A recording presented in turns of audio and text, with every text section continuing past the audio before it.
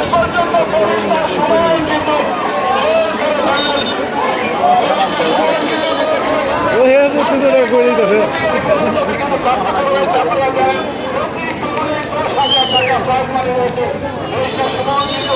বঞ্চিত হতে চান কিন্তু ভুল করে কিন্তু সেই 10,000 টাকার মালিক হয়ে গেলেন জাপানি মালিক। এখনো আমি দেখি মুখে হাসি আছে, বলেছেন টাকা দিলে 10 লাখ টাকা আমি দেবো, তোমার গোল চাই গোল চাই। এখন পর্যন্ত আমি বলবো টাকা 10 লাখ হয়েছে, যারা গোল করবা তারাই টাকা দেবা।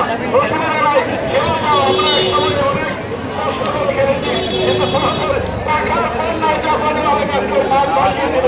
শুধু গোল চাই, বেশি সময় কিন্তু গোল করে দলকে এগিয়ে রাখেন। আবার একজন বেশি করে বেশি সময় একাডেমি নাম থাকবে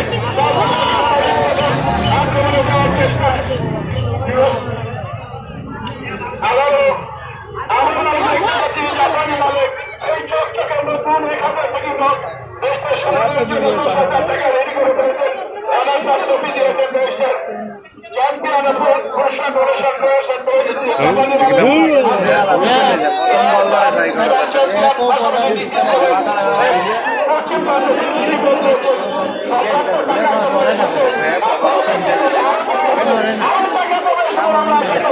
একসঙ্গে আমরা দিব, খেলা শেষে আমরা টাকা দিয়ে দেবো। সবাইকে ধন্যবাদ। সুমনের কাছে দিব টাকা, আমরা অপেক্ষায় আছি। আজকে তারা ওষুধ পছন্দ করতে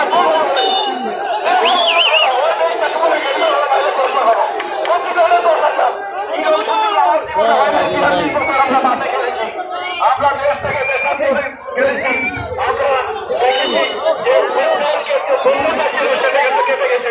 আমাদের সবাই অনেক ধন্যবাদ ছিল। আমরা মনে করি